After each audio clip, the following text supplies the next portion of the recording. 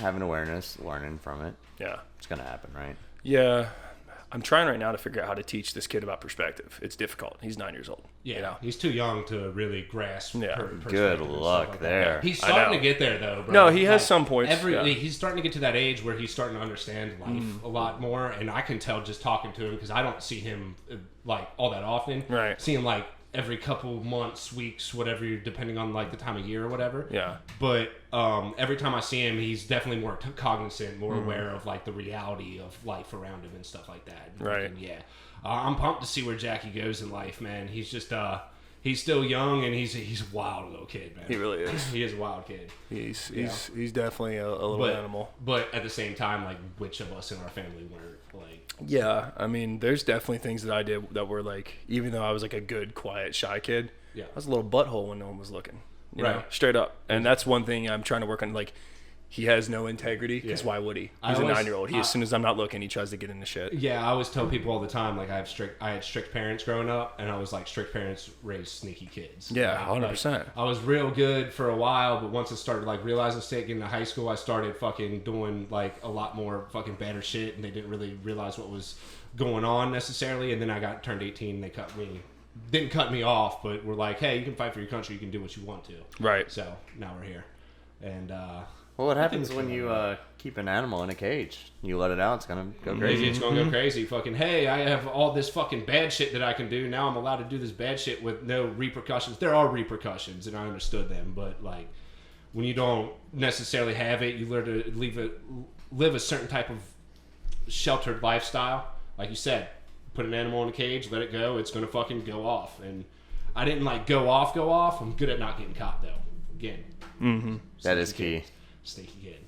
So anyway, I've been rolling here for a couple minutes, about 2 minutes in, but we're here with episode 45 of Your House Our Rules, sneaking up on that episode 50, bro. Fucking still shocking. I can't believe that I've been doing it this long, man. Big 5. Had a couple fucking pauses and stuff. It's we're getting into year 3 of what's been going on, but shit, man, we're here with Dalton Floyd, Jack Hay, my cousin. You know both of these guys. They have been on before. It was like episode 20 something when we were down here in Nashville at your old place. We did it. One of the most well-received podcasts that I've had, honestly. We got into some deeper type shit on that episode, and people were like, yo, man, I really like that episode. Try to like gear it in that direction a little bit more. So one of the reasons why we are here, we're going to talk about some other stuff, but Jack has recently decided that he is going to run for office, and it's something that he's been lightweight planning like your entire life, I would say, because you've always done it. You went to school for political science. You've done all that, and now you've kind of given it the go ahead to actually like sit down, fucking put your head down, and fucking go after it. Now a lot of people who have probably watched me on like social media or this podcast or whatever when I talk about you were like the promoter guy with Hey Man Entertainment doing wubs and stuff like that, which I played last summer and all that. Introducing it, I kind of want to see where you are going with that, because that's where everyone kind of sees you as, and I want to get into the mind of like why you made this decision and what exactly you're going to be a part of like wubs and the Hey Man community with. So sure, yeah. All right, well, thanks for that little intro there. First things first, as far as Hey Man goes, I'm essentially fully stepping down. Will I have a role? Yeah, I announced that like a week ago on the Hey Man page, which if anybody doesn't follow my Hey Man group, Hey Man, we're a family. It goes beyond wubs. I am a big proponent of furthering anybody's endeavors, not just artistic and creative. Like if you're starting a business, if you're like, you should join that group because I will share your stuff and I will try and help you build a following. That's a huge mission of mine. I'm going to start posting the podcast in there a little bit. It should be. Yeah. Like we may not, some things people don't care about as much, but the only way we're going to know is by sharing things, you know? That being said too, it's starting to grow. It's starting to creep up on 1,000 people or whatever. Coming on 1,000. When I made that post on Facebook the other day that was talking about like, hey, I'm trying to move forward with the podcast, trying to find guests or whatever, and you shared it in there, I actually got a couple people to bite on it a little bit. I don't know if it's actually going to happen time schedules are weird, and especially with me not being in Nashville and like not being able to sit down in person, it gets a little bit weird. But definitely follow the Hey Man page. If you need a link to it, you can hit one of us up, and we'll be able to help you out. I know a lot of people know where I'm at on social media, right? And I'll link them in the description on this video. So definitely check everybody out, especially now when we're moving forward with all this stuff. Yeah. So despite my stepping down, I'm still gonna have some role in Wubs. It's my baby. I put everything I did into those projects. The reason I decided to do this now was a couple of big issues. One, it was hard for me and my partners, who I love, and we have a friendship basis, like foundation to our relationship. We had a hard time agreeing on our creative vision. So it seemed like a lot of times we couldn't get anything done because we couldn't make an informed decision together. So I realized I might be wasting time. And one of the reasons I did Wubs the way I did, I wanted it to be more than a music festival. It's a place for people to escape and be themselves in a safe environment. Like a Shambhala. It was more like a representative of a burn more than a music festival. Right. And so I did believe I was helping people in that way. And that's what I've always wanted to do. That's a goal going back to me being a young kid in extreme poverty. And now I'm just, kind of deciding I'm 35 years old. Maybe it's time to shift towards leadership. So that's where I'm at with it. That's why I made that decision.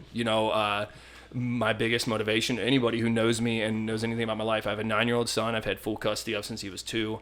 He is absolutely what gives me extreme validation and motivation when I'm down, when I'm not feeling good, when I'm not feeling myself. I get up for him and I work hard for him. Right. And when I see him in the world that we're trending towards, and not just him, it goes to just for posterity's sake in general, for basically all children coming up, what kind of world are we handing off to them? Even our generation has been handed the problems of the generations that come before us, and it seems like we're so short-sighted, especially in leadership. Yeah. We have these election cycles. Most people come in and they realize the only way to get back to being elected is to kind of focus on what's the problems now. Yeah. We have very few leaders who are focusing on 30, 40 years down the line. Yeah. And we also have leaders that have been in office for decades on decades. And they're stuck in an older time, and it's harder for newer people to necessarily get in and have the power to actually make a change. Right. But not only that, but there's a certain level of young kids don't really give a fuck about it. Yeah. And that's something that you need to we just talked about this in a episode. If you want to really hit a nice political progressive, not progressive as in the left type thing, you want to be progressive in your politics or whatever, you have to hit that younger generation. Absolutely. Yeah. So, and I know that's something that you're definitely trying to do and you're good at. I mean, you're 34, 35 now? Yeah, I'm 35. Yeah, and you still have this entire community behind you, and this electronic community that is a bunch of young kids. And I've talked about that before, where a lot of these people that I'm starting to see in the scene, and part of the reason why I'm backing out of it is you get so many young kids that are coming in. It's the shit just gets hard to navigate once you get there. How do you fit in at this point? And you've reached that. And you've done a good job where you're able to take yourself out of the older mind state and put yourself in the state of mind of a younger person and move forward. Right. And that's actually something, you really hit it on the head there. We have to, or, anybody who works with me or anyone who's going to work even on their own campaigns, you have to focus on how you engage with the apathetic, the alienated, and the disenfranchised. If you can't reach voters from 18 to 30, you're not going to win against all the old heads who don't see things our way. And it's, I'm just a very strong proponent that we have to make a shift perspective-wise, and just if we're going to fix the foundation, which we have a strong foundation in our country, but we are letting it crumble for a myriad reasons. And we have to eventually inspire people, which is actually one of the biggest motivations for my campaign. I want to show younger people it's worth putting time into politics. Yeah. It's worth being in your early 20s. Run for local office. Yeah. Run for it. See if you might win. If you get your friends to bet, that happens. That really does happen. People sometimes will just run unopposed. No one likes them, but they run unopposed because people are apathetic. Yeah. And so how do we combat that? Yeah, and it was something that I had talked about with Eller, actually, when he came up and visited for Thanksgiving. He was talking about your whole scenario or whatever, and he was like, the thing about it, because Jack has the end goal is presidency. It's a tall task. It's something that's going to have to be it's a tough mountain to climb. Absolutely. You're definitely going to have to do a lot of work to get in there. And he was like, I think that he might have started too late, because you're just now getting to the age where you can actually run for presidency. Right. And you could have had some more time in your younger ages to get there and build it in, especially because you're not from a fucking prominent family. Right. You have a lot more to do it. And I was like, I was like, I see what you're saying, Eller, but at the same time, I was like, it's really hard to convince a mid 20-year-old to like get into politics unless they are from that type of family. Yeah. They're bred to fucking be there. Right. I know it's something that you wanted to do, but when you're growing up with people who are all the same age, same mindset type thing, that's not something they're necessarily concerned about. Yeah. Like we've been talking about. So. Yeah, you definitely got to do some stuff. I don't think it's too late. I think that you're getting into it now, and I think you have a good mindset behind you to start off where we're at. Right. So, It's never too late. never too late. And it's honestly not. Yeah. 35 sounds old. It maybe feels old, but it's not, honestly. And you have your whole life ahead of you. Don't shoot yourself short. Yeah. No. If anyone ever tries to do that, honestly, Bro. And I have known you for a very long time, since we were kids.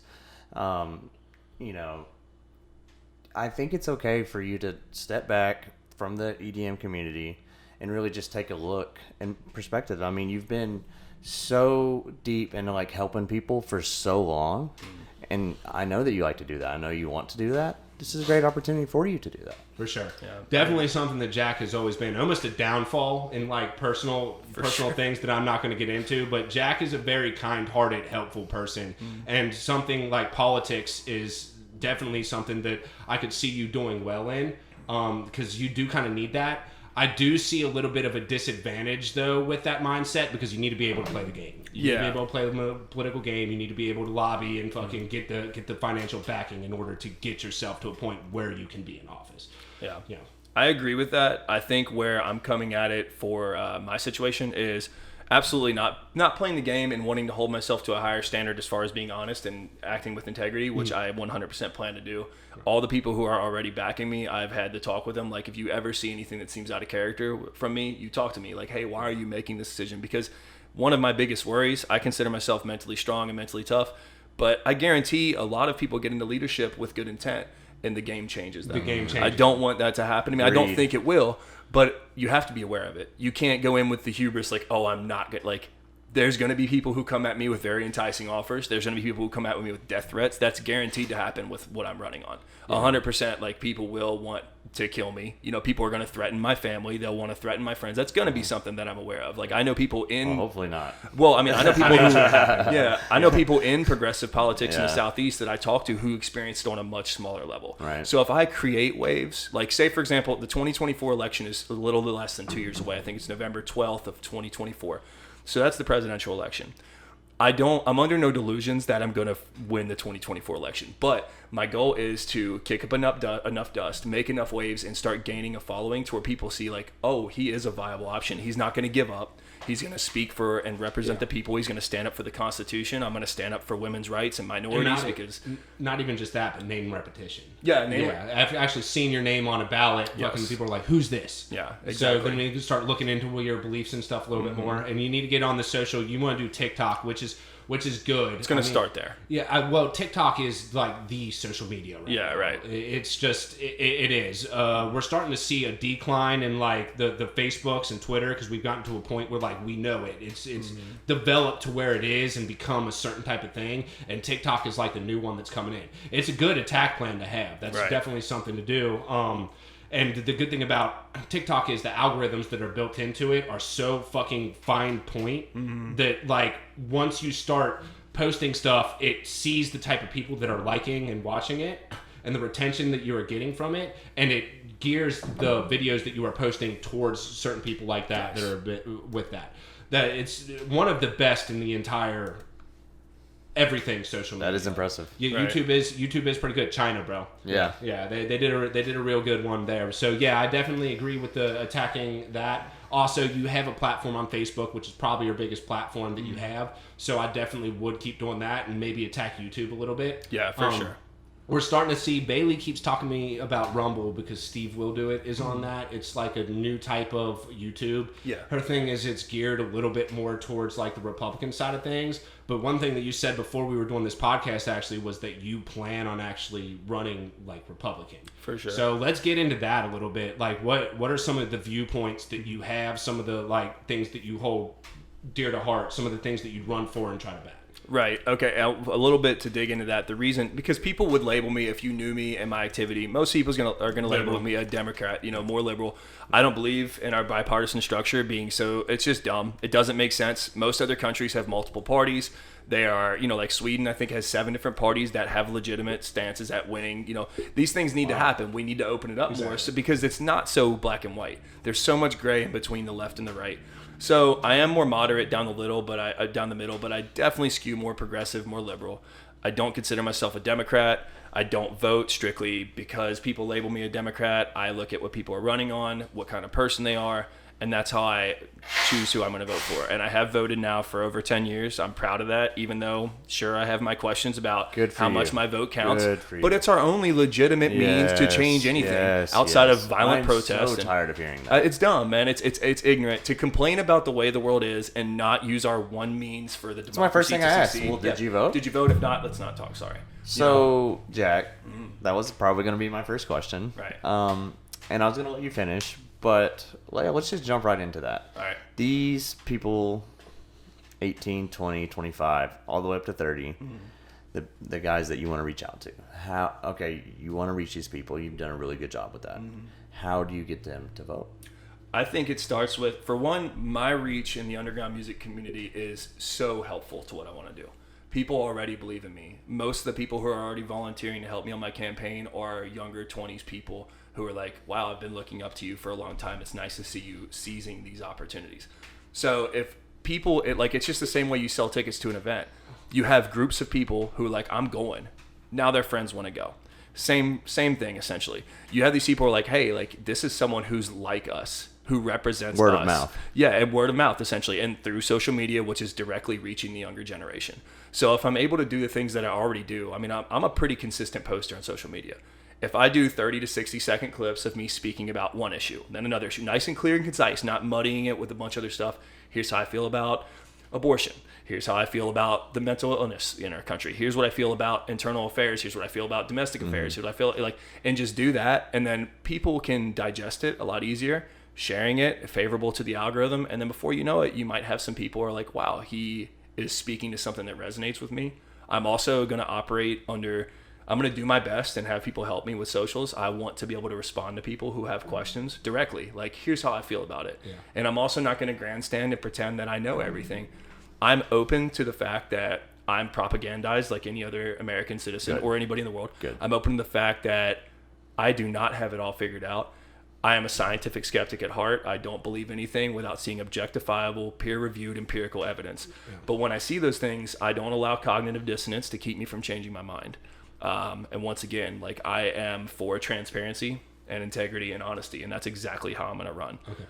Yeah, so one thing that you kind of pegged on there was you want to use this, correct me if I'm wrong, but you want to use this electronic community that you've built to help build your platform, right? Yeah. So here's the thing that I see with that. The vast majority, me being in this community now for 5 years or whatever, the vast majority of people that are in the electronic community, Democrat. Yeah. Overly Democrat. Overly Democrat. Too. Liberal. So, yeah, liberal is a better way to put it. Liberal. Yeah. Okay, well, same thing. But the question that I have is, I could see how there's all sorts of different people in there. There's not, it's not all skewed to one side. Sure. But the majority of people knowing that they are like that, how do you necessarily turn that into something that would be to the side that you're running towards? And I know that you were talking to me before about how you've talked to some of the people, some of the higher up people that you know a little bit well, and they're like, I would support you as a Republican just because I know you know your stances on stuff. But how do you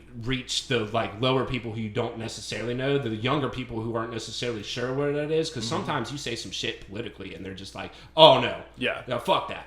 Yeah, that's a huge issue. Overcoming that will not be easy.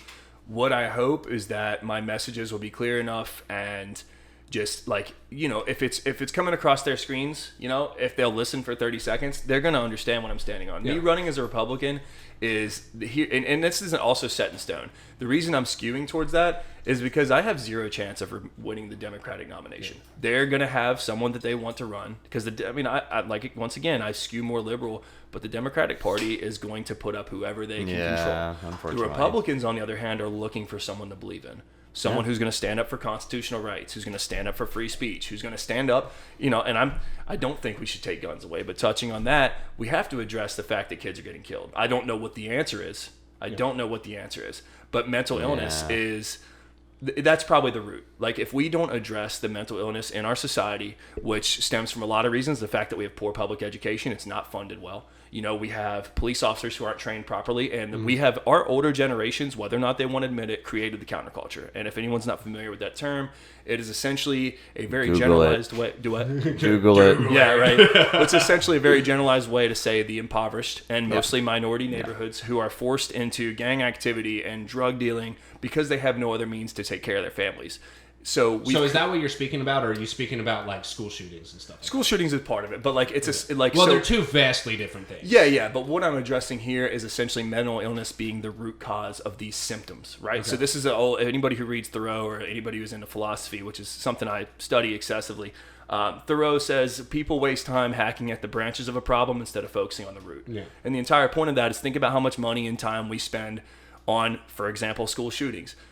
The person with the gun is like, the gun isn't necessarily the problem. The person is. We all know that. We want, like, I get with the reaction. I don't know if everybody knows that. No, I mean, I get why, because we're propagandized. And I'm not saying that we shouldn't figure out some way to just be more firm on how people with mental illness get weapons, but I don't know the answer to that. I'm not going to pretend I do now, Here's the thing. You talk about mental illness being like the root cause of that. I could see it a little bit more with the school shootings more than like the gangbanging type shit. Yeah. The thing about it is, though, you talk about it because some people have like the conception that mental illness is something that you're born with. It's something that is like that. Right. But if we're talking about that with specifically school shootings, it's something that is like ingrained in you from like bullying or whatever. Bullying, exactly. Yeah, and that's so right. Like, how do we stop that? Like, once again, proper funding for schools. Imagine if we have less students in classrooms because we have more teachers we can pay for, more people who want these jobs, because that's how it used to be. Well, we need to pay teachers more. 100%. That's the first way to start that. And we've got a teacher strike going on like right now or whatever, and they definitely need to be paid more. And that comes down to essentially everything that I want to do comes down to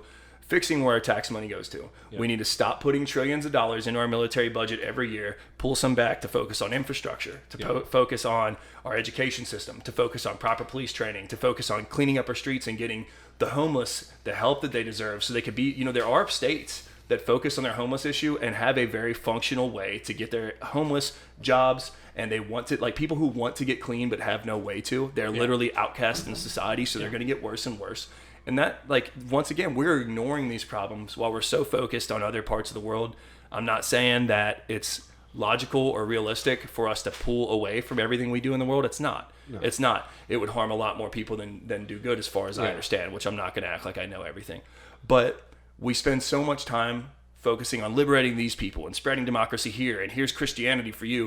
And it's like we have people in our country dying every day. Children like myself, like a lot of people we knew in Cheatham County and around the world who couldn't eat, and like, but like local governments are just forgetting about these people. But at the same time, looking at the United States as compared to like the whole of the world, we are very, very privileged, and like people have it a lot better here than like our southern border, Mexico. Like, people are dying in cartel wars and shit over there, and shit's fucking absolutely ridiculous there. So like, I can see the reason why we try to help a little bit more, because the situation is just worse in other places. But I do agree with you, the fact that we need to focus a little bit more on what's going on here. If we can't fix ourselves internally, how are we going to fix the people outside of what's going on? So I have a couple of job creation ideas, and I actually have quite a few. I'm going to let you in on two of them here that I believe are my best ideas. One of them is kind of controversial, so I'm going to start off with the better one. One of the biggest issues we have in our society is the fact that parents, people like myself, even parents or families in two-parent households, they don't have reliable childcare, right?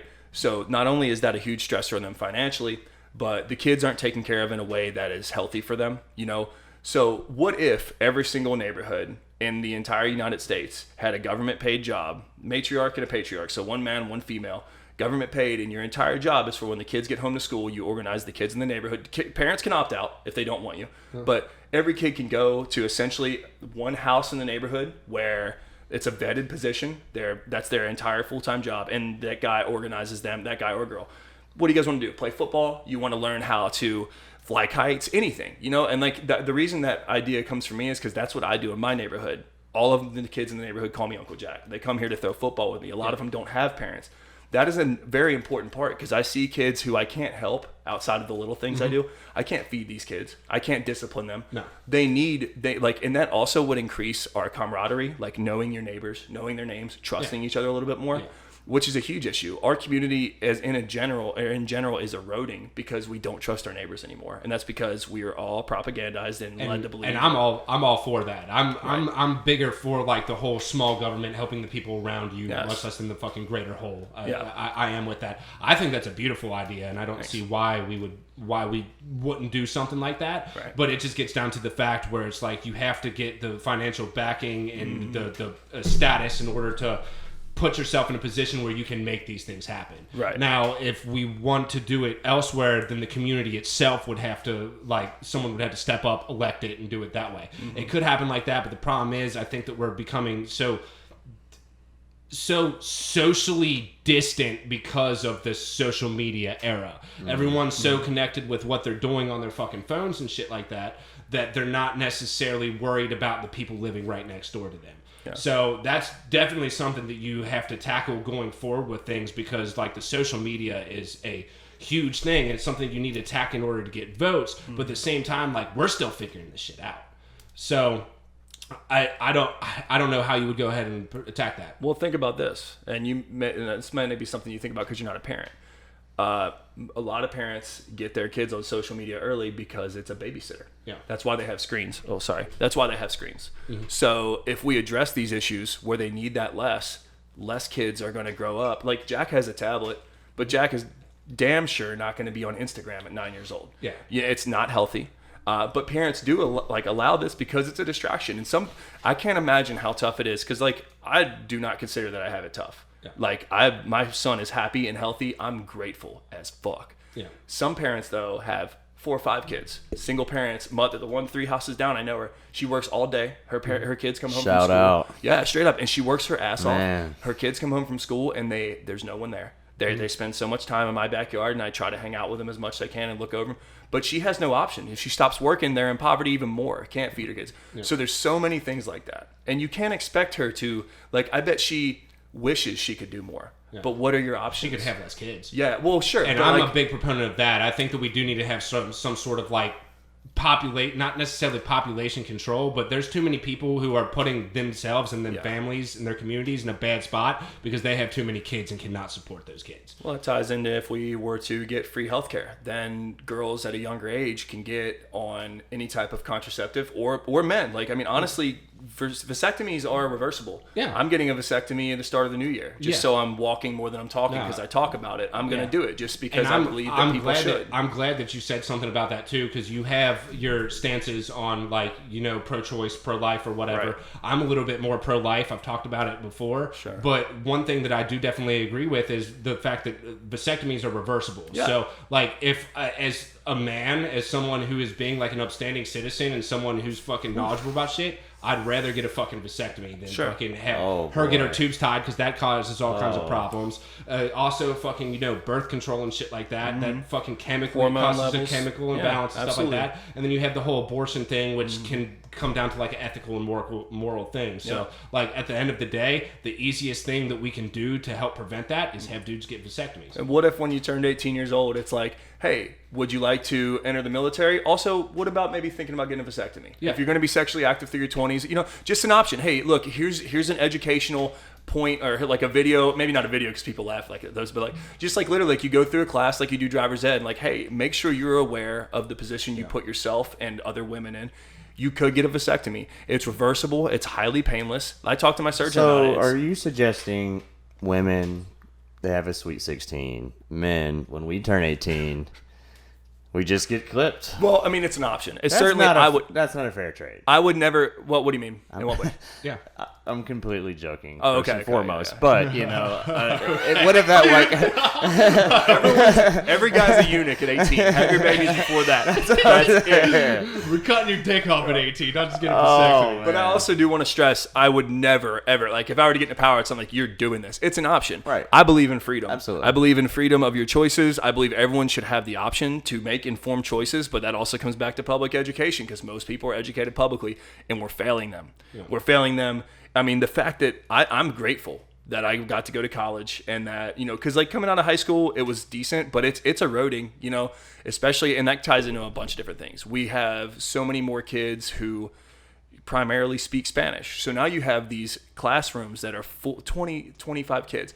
A third of them speak Spanish. So now you have to tailor the entire lectures to half speak English, half, and it's going to not dull it down, but it limits the information each kid can learn. Here's the thing about it though. Like, we are one of the only countries in the world that like predominantly speaks only one language. Right. So I think that it would be because, we do have the whole thing with Mexico behind us. There's Spanish speaking people. There's a bunch of them. Like, if you live in Southern California, you have to speak Spanish or you can't get by it. Right. So I think that it's something that we should do in that aspect of things to make people, branch out and learn more. It just becomes an entire thing in and of itself. Be more educated. Be able to speak more language. Be able to communicate with our fellow brothers and sisters that we try so hard to dictate, even though we're not in their country. Yeah. So that's where I would go with that entire situation.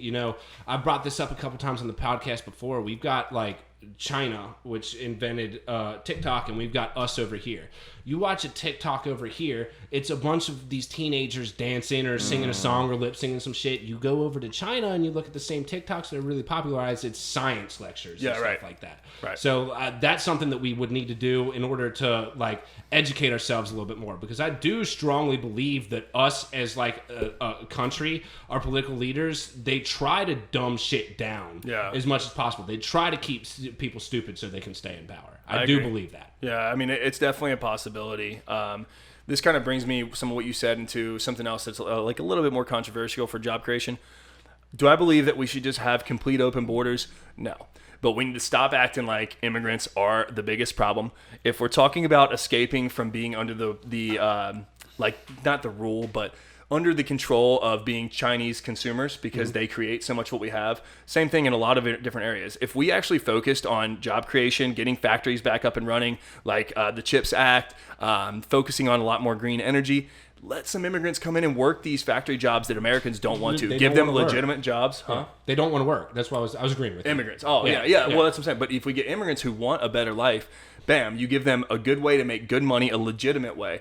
Also, on what you were saying, why not have some, kind bilingual Spanish women or men get into teaching Spanish and English classes in elementary school? Like job creation right there. It's a bunch of things we can do. That's one of the more liberal things that I'm with. Like, I don't believe in borders. No, I don't either. I could give a fuck less where I was born on this country. I do believe in, like, me being from Cincinnati, like a certain level of community based around like Cincinnati, the west side where I'm at. I know all these people. I know how they act. I know them. Fucking, I was born there. Like, I do see that, and that's where I would like to have our governance, but I would like people to have more perspective to outwardly reach out and understand someone from a different place. Yeah. They don't necessarily have to influence how you vote in your local area, but you can learn a lot from these other cultures. 100%. So, it's just something that we need to get into. I'm going to take a quick pee. Give me 1 second. Go ahead and take a quick pee. And then we'll get into a couple other things when you come back. So, how you doing, Dalton? I'm good. There's a lot going on, Yeah, man. Unfortunately, the first half of the episode, because he's got his thing going on with running for office, we kind of had to focus a little bit. And when he comes back, we're gonna circle around a little bit. So, one thing that I noticed when we were talking about the like whole abortion, pro-life, pro-choice, you kind of got a little bit vocal there and didn't necessarily. So, how do you feel about? Well, so I actually moved to Georgia recently, and that's a... Yeah, and by the way, fucking huge congratulations to you, bro. I'm so proud of what you're doing out there, man. You got a good job fucking doing the damn I appreciate it. But, yeah, so, I mean, everyone knows there's a lot going on in Georgia with Raphael Warnock and Herschel Walker. I have no idea how it got that far, but it's not a secret, right? Like, so what exactly is going on? Well, it was a runoff for Senate for Georgia, and everybody knows Herschel Walker. The guy can like run a football, but he can't read or write. And somehow he was this running close. For Senate. Somehow this close to winning. For Georgia, which is a very big state, with a lot of people live in Georgia. So honestly, it's like kind of embarrassing. Warnock did win, but there's a lot going on, right? You have Trump just lost the the tax evasion lawsuit, and we all kind of saw that happening, right? Like that's not a secret. Yeah. But it is kind of just interesting to see the series of events, right? And it seems like no one is talking about it. I understand it's the end of the year. We have New Year's coming up. We have Christmas coming up. Well, I would imagine the reason why people aren't talking about that as much is because it's more localized to Georgia. And, I live 6 hours away from you up in Well, that's a big Cincinnati, part of Trump. Trump needed Georgia to go. Yeah, if he would have won Georgia, he would have won the presidency, essentially is what he's saying. Okay. Yeah. Big landslide this week. Yeah. So, obviously... So so are they liberal now? Is it technically a liberal state now? Warnock is Democratic. Yeah. Okay. Mm-hmm. All right. And he won. Yeah. Correct. So that's not necessarily conducive towards fucking Trump when his new campaigning in 2024. Exactly. Okay. I see what you're talking about. And with the whole tax evasion thing that they're doing, but I mean, at the same time, like talking about that and how things ran up in Georgia or whatever, I genuinely do not believe that he has a shot to even run for the presidency in 2024. And if Biden is running against him, because I don't see Biden getting reelected. Yeah. But we talked about this a little bit on the last episode of the podcast, or 2 episodes ago on the podcast. I don't think on like a national scale, I don't think that I don't think the voting necessarily matters. I think that they're fucking picking who they want to do that shit. Because you look at the last election or whatever that we had, like everybody was supporting Trump, and Biden is just this bumbling idiot who can't get shit together, but yet he won. So, I mean, that we can get into a whole bunch of different things about that, but I see what you're saying. There's a lot of things going on politically that's happening. Especially, we just got out in November. It's an election, the election month, and it was one of the even years. So World Cup. yeah, Nice. There's a lot going on right now. bro. Right. Croatia beat Brazil. I mean, let's go. Yeah. Right? This is exciting times. It is. I've said it for a while now, man. Like, it is a lot of turmoil, but I consider this the most exciting time to be a human being in the history of the world. What a time to be alive. There's so much. You're capable of so much more. You can be aware of so much more. It just takes the biggest problem that I think we face as modern humans, not just modern Americans, is we have so much time that we have to spend chasing money, doing all these things, that it takes us away from spending Living more life. time digging in and living life and educating ourselves. And it takes discipline, and we all know this. It takes discipline to level up and follow your passions outside of the 9-to-5 grind, because that shit can beat you down. It can beat you down, and we've all experienced that. But you have to overcome that if you want to be great. Something I tell my son and the kids that I coach all the time. First of all, you can do anything. You can do anything, but you have to work for it. And it starts early. No days off is a real fucking thing. Sure, you can have a nice day and relax a bit, but you cannot give up, and just get lazy. You have to stay focused. And if your goal is to be the best at anything, you have to outwork the other people who also want to be a the best. lifestyle. Yeah, 100%, which I was never like that. Yeah. I could have gone way further with football had I taken it more. Well, I took it seriously, but I allowed too many things in my life to overcome my drive and You should have ambition. stayed in Cincinnati too. Yeah, I probably should have. If you were talking, if I would've taking went to football Elder- seriously, if you would have went to Elder, you would have had Jack, so many more opportunities. You don't give yourself enough credit. You played D1 football at a pretty big state college in the state of Tennessee. And even though, shout out Austin Peay, even though they weren't that great then, Right. look where they're going now. Yeah, they've come a long way. A long way. Yeah.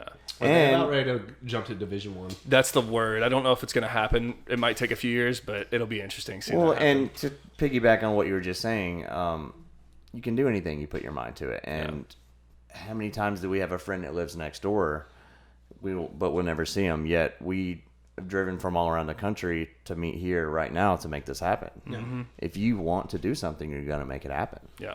Yeah. That's true. It's a mindset, like you said. You have to. It's a lifestyle choice, and telling yourself, like, I'm not gonna get dissuaded. I'm not, like some people are socially anxious. Like you have to be able to overcome and get out of your comfort zone. That's huge to personal growth. Holding yourself accountable. I preach that. Like, and a lot of people may laugh about it. Meditation is something I live and die by. Anybody out there who thinks it's a joke? I need to get into it a little bit more. You've talked about it. It's incredible. You've talked about you just mentioned what did you just mention? I'm sorry. Meditation? No, before that. Personal accountability. Personal accountability, yes. Yeah. Yes. So you had talked about wanting to talk about this a little bit on the podcast beforehand, and it's something that we've talked about before.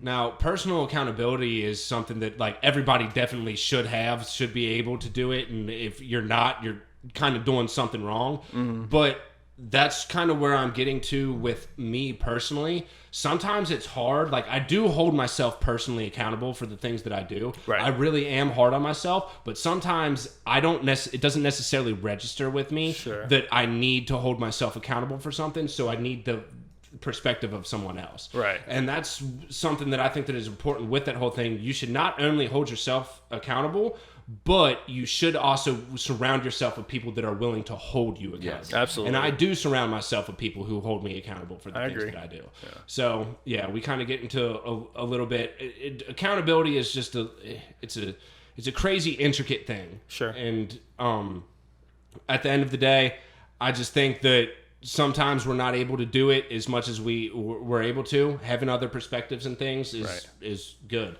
Yeah. And we could bring that back to like the school shootings and stuff like that. A lot of those people who are doing that, they're like the outcast kid that doesn't have those other perspectives. Yeah, absolutely. Yeah. Touching on 1 second before we move forward from that, one thing I would also suggest outside of meditation that I love to do is journaling. I have different notepads. You got for me on things. that, bro. Like, and just be brutally honest with yourself. Yes. Like, I believe that personal honesty is what leads to being honest in the social world. If you're honest with yourself, you are more likely to be honest with others because you're not justifying your actions. You're not constantly creating this escapism type of mindset where you're like, oh, this happened because of this, and this. Like, sure, other people's choices influence who you are and what you do, but when it comes down to it, you can control one thing, and that's your fucking self. Yeah. And if you are doing things and making choices that are hurting yourself, speak it or write it. I do that sometimes. Like you said, I'm brutal to myself in my notes. Well, someday someone's gonna read my journals and they'll be like, "Wow, this guy was mean to himself." At the same time, it's a thing that you can be overly brutal to yourself. Sure, I'm brutally honest not only to myself but to other people. And Max even told me this last weekend. I was talking about like not going to the show or whatever, and he was like, "Dude, just fucking lie and tell him you're doing something else. Don't tell him that you don't want to go or whatever." He's like, "You could benefit from not being so brutally honest all the time." And sometimes like, I am brutally honest with myself, but at the same time, I'm overly brutally honest to myself where I put myself in a bad spot and I'm not able to fucking maintain after that. That makes sense. So, I mean, it's good to be honest with yourself in all aspects, but sometimes like that brutality that we're talking about can be a little bit overbearing. And it's not well received. You know, that's another thing. I'm talking about myself on that point, but also with others, though, you're right. And it's a little bit different because you really shouldn't be all too brutally honest with other people. I've learned a lot in my years now. I'm not nearly as big of a dick as I used to be. It's just like telling things, and like it's something that I constantly try to work on. But the brutally honest thing, like I left this group chat that I had with all my friends and stuff like that because I was like, honestly, y'all, I was like, I just feel like I'm such an asshole in here all the time. I'm just always voicing my opinion that it's like pushing y'all away. And then it creates a box that I put myself in because I don't want to fucking speak on anything because I know that I'm going to be too honest about it and fucking end up overthinking. I think what would help you, and I think I've said this to you before, is understanding, like, this was a huge growth point for me in my 20s, understanding that your expectations for yourself should not be how you hold the world at large. Yeah. Like, say, for example, let's just use my writing because it's on my mind.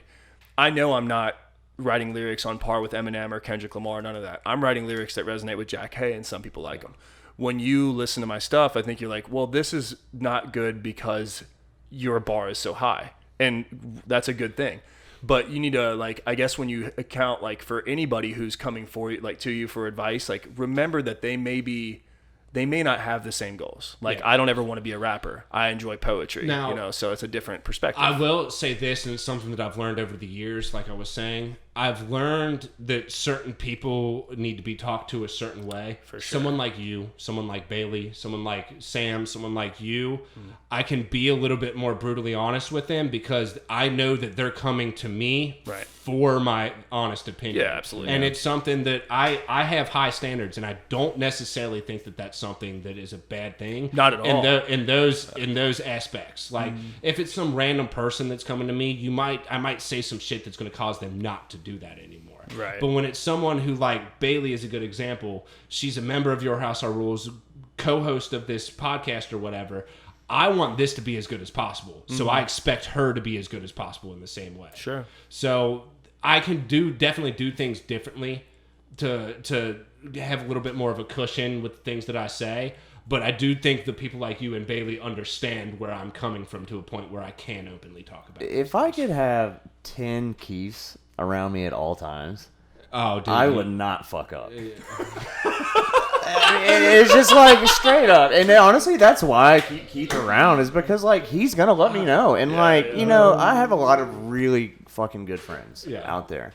But not everyone is going to let you know when you're out of pocket. Yeah. You do that for me. And I you do a good job. Both y'all that do. so bad. I get it all the time, man. I'm very polarizing. If you're going to run for politics, be prepared for yes men. Oh, yeah. That's something. It's going to happen. I've been talking to him about that for years now. Right. Where it's always like, dude, Jack, you have too many people that are just telling you yes. I'm aware of them, though. Yeah. I'm aware of them. I'm very good at knowing who's blowing smoke at my ass and who's like an avid supporter. But I can see it in people's eyes, man. But the thing about it is when you surround yourself with it so much and everyone's just telling you yes, you don't necessarily know anything else. So that's why I take it upon myself to be that check. Yeah. I get it. And I genuinely do believe that fucking I need to be that check for you. Sure. Yeah. Well, you do it. He does it. Chewy does it. Charles does it. Lou does it. I've actually got a lot of people. Matt Henry sure as hell don't let me do anything. Yeah, he's my number 2. Honestly, he's a lot like Keith in that way. 2. He's going to say exactly what and he may be completely wrong. He's still going to be convicted when he says it. And then you kind of have to be like, well, hang on, are you considering this? And he's grown a lot in that way too. Die on that hill. Where, he's come a long way though. When he was younger, you couldn't tell him shit. Dude. Yeah. Nothing. Oh yeah. Not a damn thing. That's the way I was. Yeah. I mean, it's a growth thing, you know. And going back to just speaking to people, like I believe in being very honest, not necessarily brutally. There is a level of strategy or tact, mind you, that you have to develop.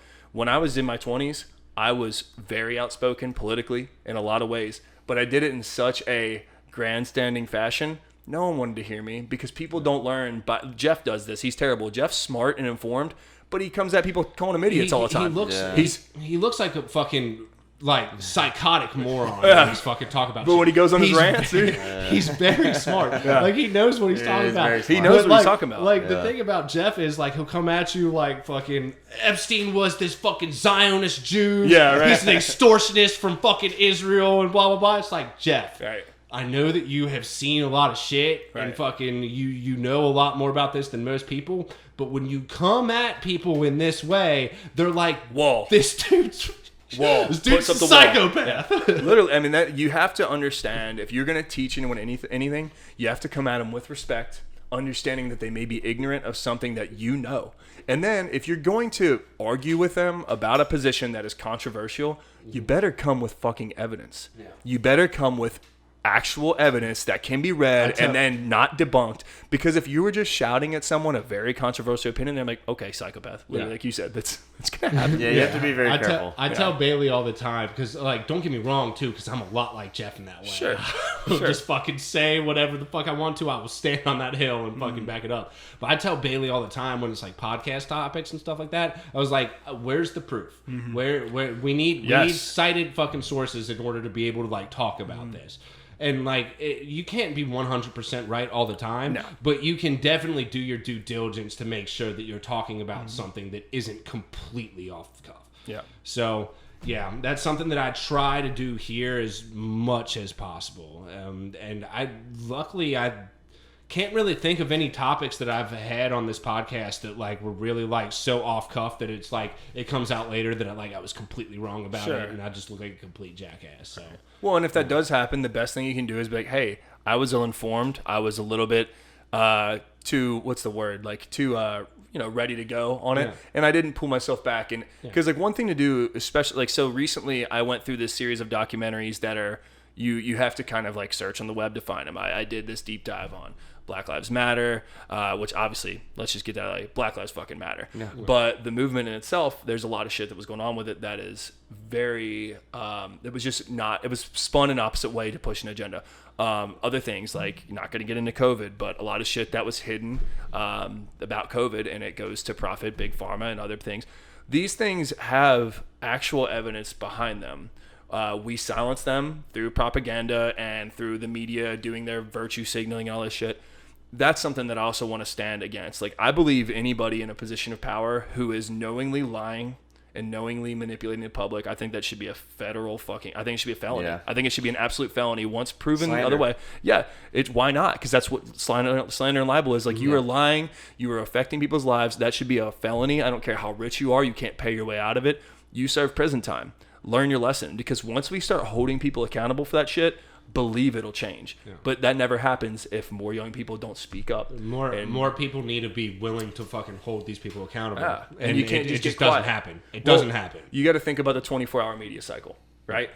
If we have one day everyone's all in an outrage because we've changed the precedent of Roe v. Wade, everyone does their protest, that weekend's a hot button issue, but next week whatever happens, something else happens to distract people, and it's done on purpose. You have to be convicted. You have to stand your ground. You can't allow the media to trick you into thinking that that issue's dead, because it's not. It's still not dead. We're still working on that, and that was this past summer. And I know people who have gotten pregnant since then who haven't been able to have an abortion. And if you want to have an abortion, I believe the government should have no say in what an individual does with their body if they're not harming anyone else, and I will die on that hill. Well, I don't give a shit what you like. I don't like. We don't need to get into this, but there is the concept that fucking you're harming someone else because you're pregnant with another life. And like, you mean like, you're pregnant, you have another life that you're responsible for. But that's why we have laws set up for when you can get an abortion outside of a medical emergency. You couldn't get a fucking abortion in the third trimester. We're not going to get too far into this, because that's a lot of it. But one of the things that I said when we covered like the whole Roe v. Wade before it actually happened was, I was talking to Bailey. I was like, one of the most complicated things about it is like defining life. Sure. And everyone has a different perspective of what life is. Right. So that's when things get a little bit fucking crazy. I mean, I think it's kind of fairly simple in general. Like, if we're going to argue that we're pro-life and force people to not get abortions, and then they have to have these children, where's the social structure to help these single mothers take care of these kids? Where is the social structure that makes sure they're not impoverished and growing up to join the counterculture? Sure. And like, these are arguments that we're not having. I understand. If we're not going to help the whole pro-life thing is ignorant to me, because once they're born, no one cares anymore. Yeah. No one gives a shit. Yeah, exactly. Yeah. And that's something that, like, growing up in the west side of Cincinnati, predominantly Roman Catholic, one of the biggest Roman Catholic places of all time. As a kid, into my high school years and even early college years, I was a big pro-life guy. Under no circumstances should we be able to have abortions. Sure. And the older and older I get, and the more I understand shit and fucking the ins and outs of lives, the more fucking experiences that I've had with situations involving it and stuff like that. It's like, this is a lot more tricky of a topic than it really is. Yeah, I agree. But we're gonna drop that one. Move on. We're moving up into about 52 minutes right now. Do you want to talk about Brittney Griner?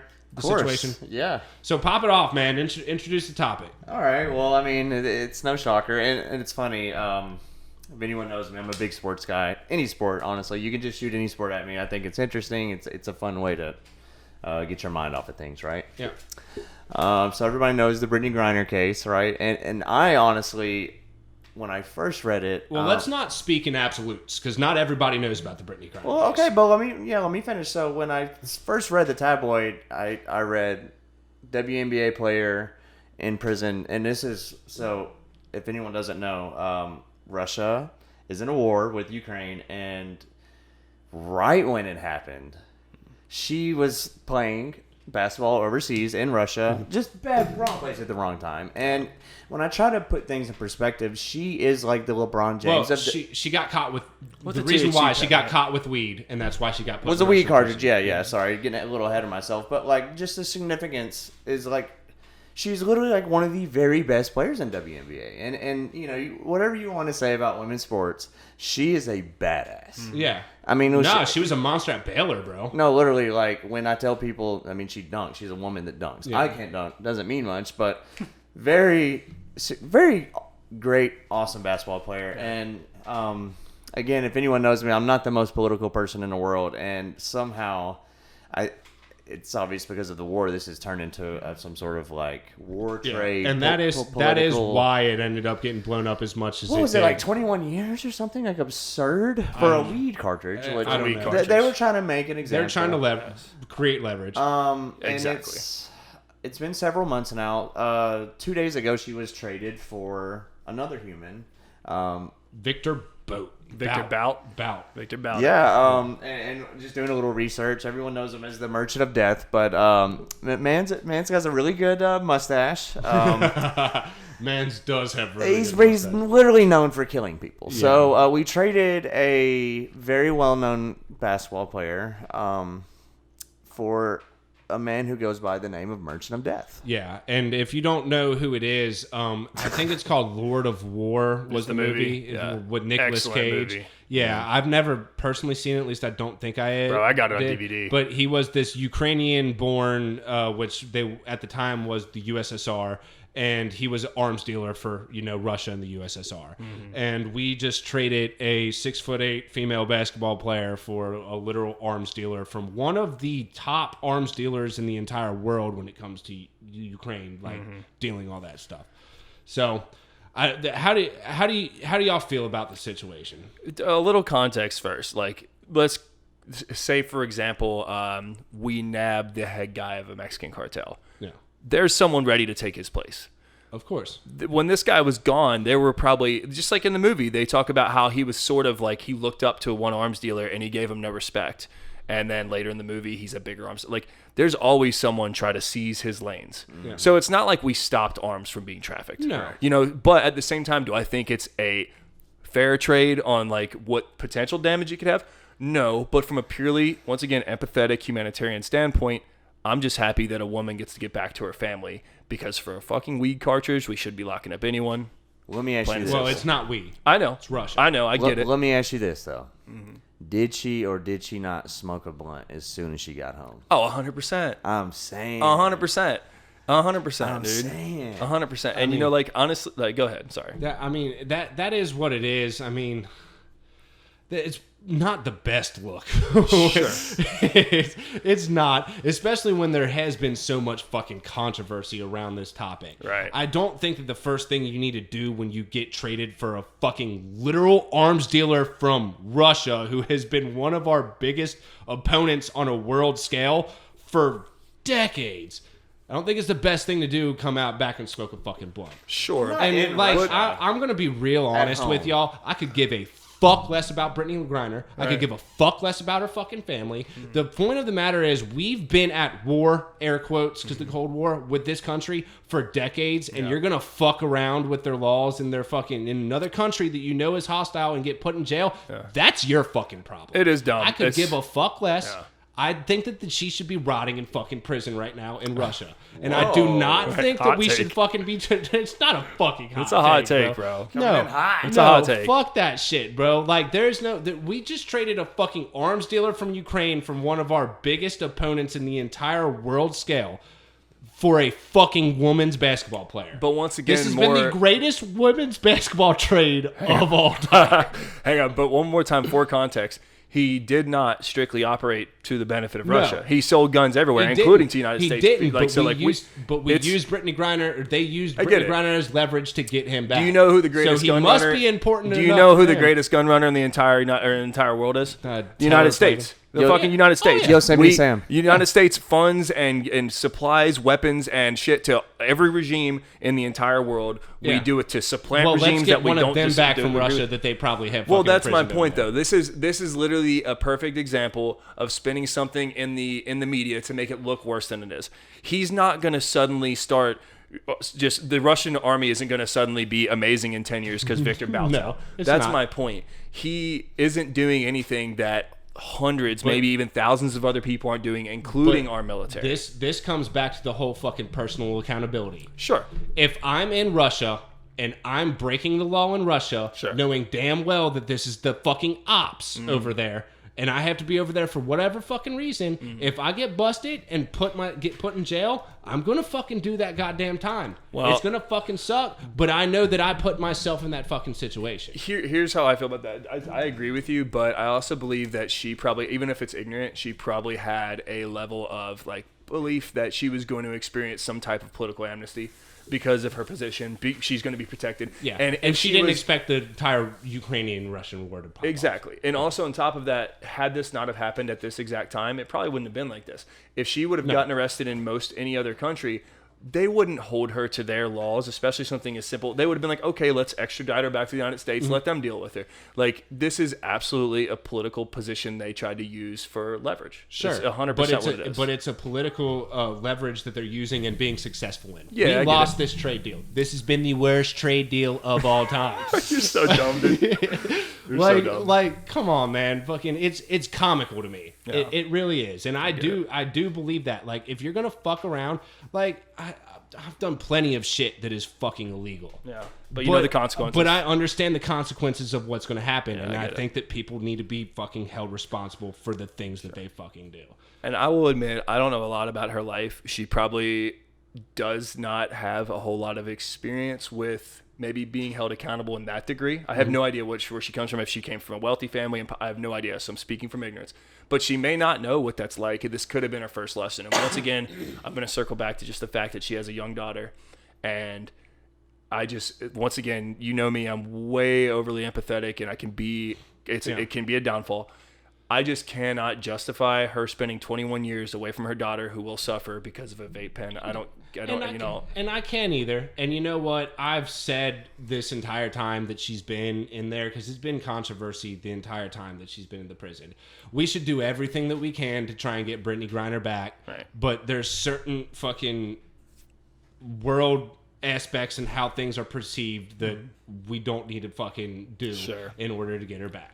Well, let's talk the play in general, because why do you think the Biden administration would do this? Just give me y'all's thoughts, because I have thoughts on this. Well, I think the reason why the Biden administration would want to do this is because there's been so much turmoil that has been created in the country that they want to get her over here as like a win for whoever. It was the same day Trump was found guilty for the tax. And which leads me to my point.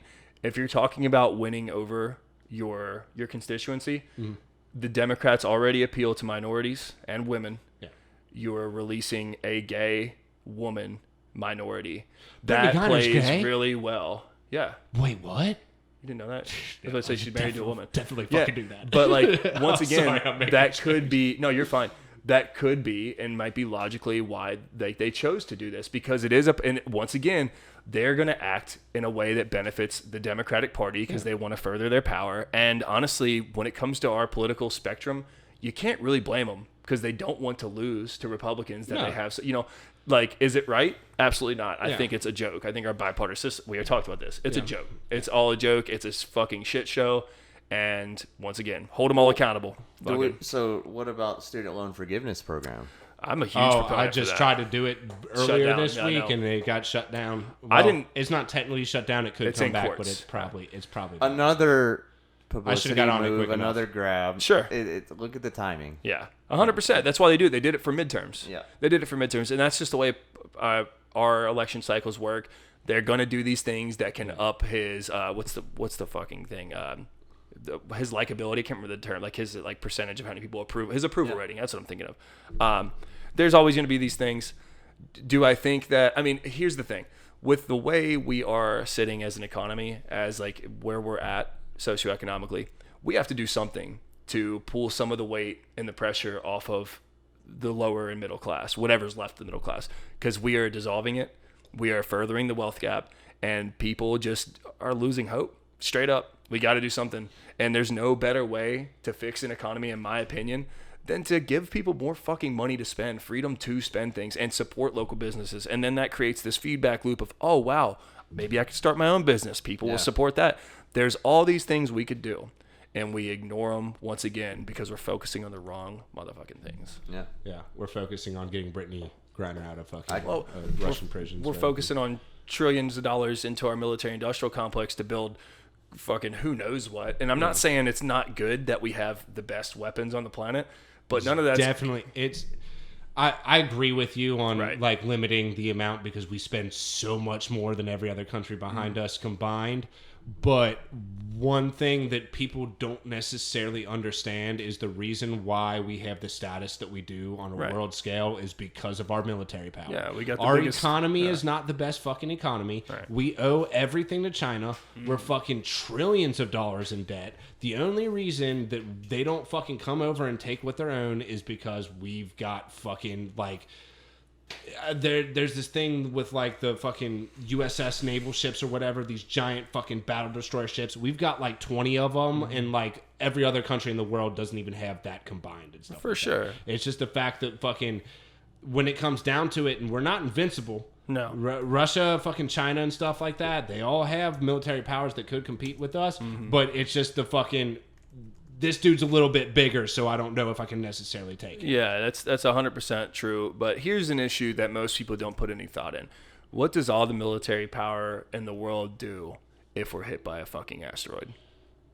No. Or fucking, and me and Max have talked about this before where he said the world is too advanced for another world war. Yeah, I agree. We ended the last world war with nuclear bombs on Japan, and that forever changed the world. Yeah, we are no longer in a world where we can have all out war against each other because if fucking someone launches nukes, the other people are going to launch nukes, and we can destroy the world 10 times over. The United States has 81 aircraft carriers.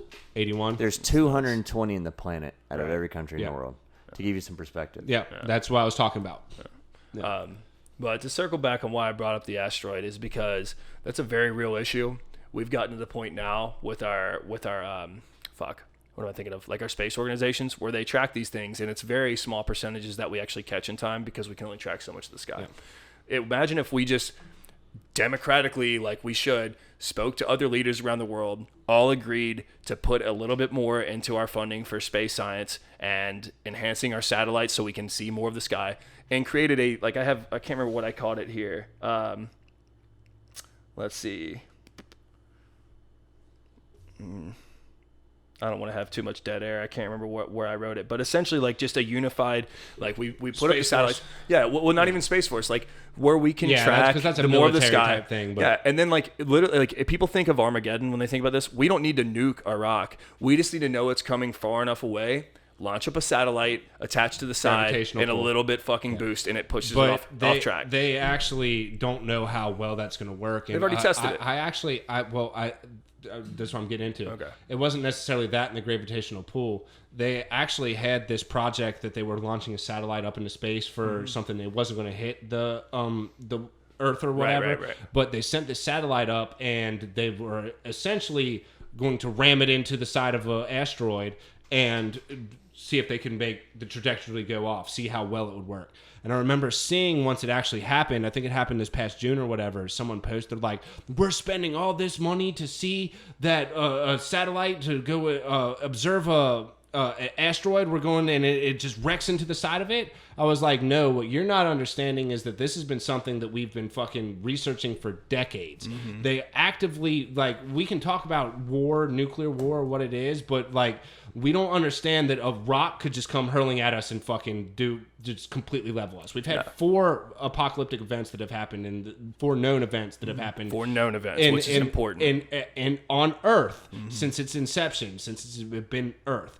And what people don't understand is, I was explaining to her, I was like, the reason why we did that is to ram it in and to see if we could fucking divert its trajectory enough to fucking, if one was coming, that we could divert it Right. away from us and pinhole around and fucking orbit out and shoot up into interstellar space or whatever. Exactly. And people just don't understand that. They have, well, that's, again, it just comes from ignorance. People don't understand how big of a problem it actually is. I have seen Armageddon. Right.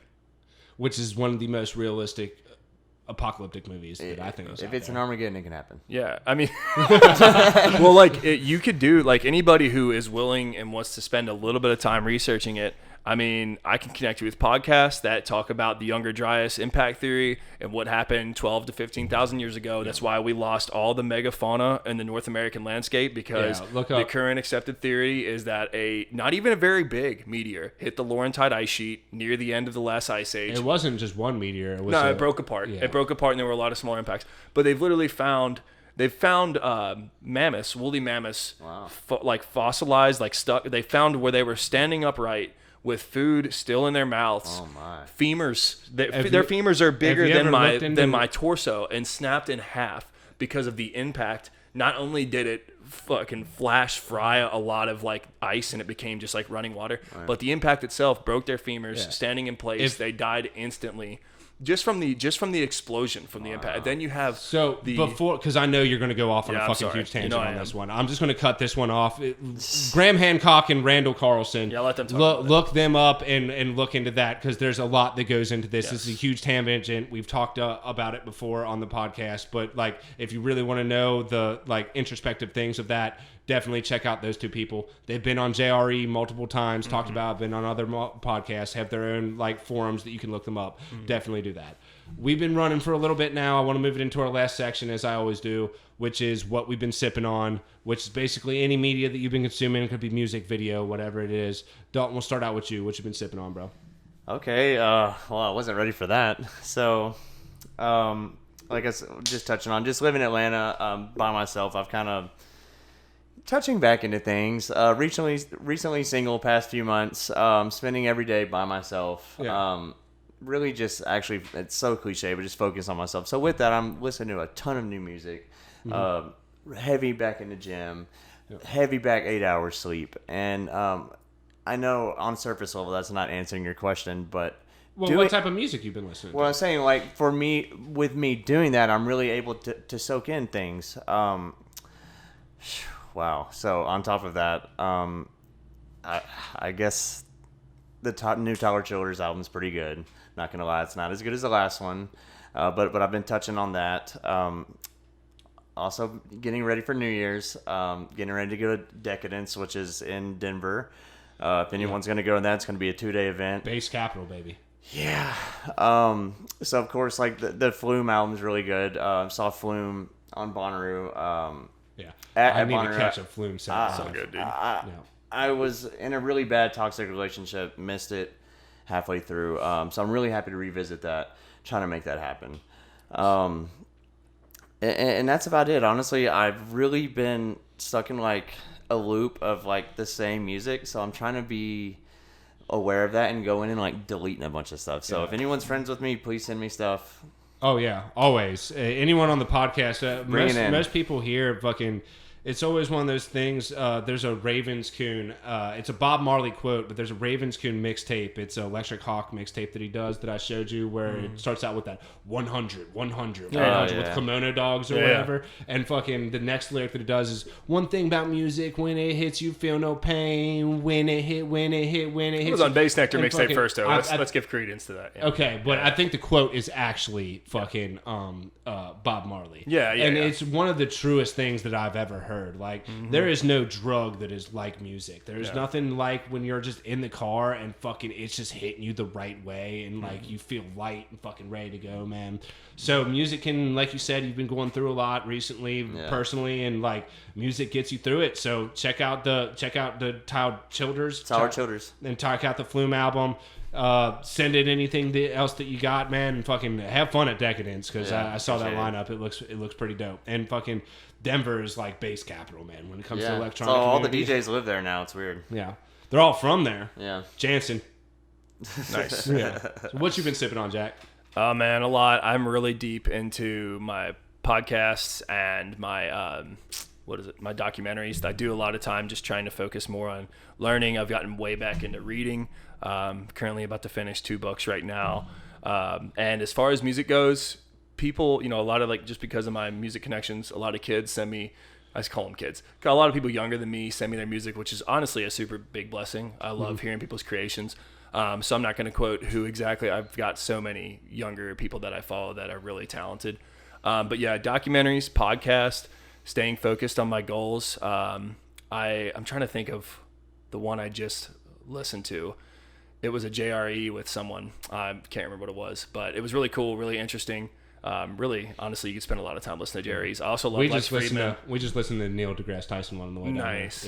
Love that, man. Lex Friedman's another really great one. Oh, I love the Always Sunny podcast. If you guys are Always Sunny fans, that shit is hilarious, man. It's so funny. I got introduced to that a little bit. That's over the top. It's a little much, but it's a nice break because I listen to a lot of stuff. It's more heavy content, and it's a nice break to laugh. I mean, I was talking to Schmidt on the way down here because he was talking about, I'm bringing you down here, fucking free ride just so you can entertain me or whatever. I was like, I like to, because usually when he comes down here, he drives by himself. I was like, I've learned to, instead of listening to music the whole time, I start listening to podcasts or whatever. Mm-hmm. And he was like, well, what type of podcasts you listen to? I was like, I'm into like the Lex Friedmans, the JREs and stuff like that. I was like, I like a little bit more intellectual podcasts. Mm-hmm. Like he was talking about some of the comedians that he listens to, and of course Joe Rogan is a comedian, but he's talking about Bert Kreischer, however you say his name, Bill great. Burr, all of them and stuff like that. I was like, I enjoy that. I like a good laugh or whatever. Mm-hmm. But when it comes down to podcasts and sitting down, I like having a very knowledgeable person on one subject and having a good interviewer who can bounce stuff back off of it. Okay, so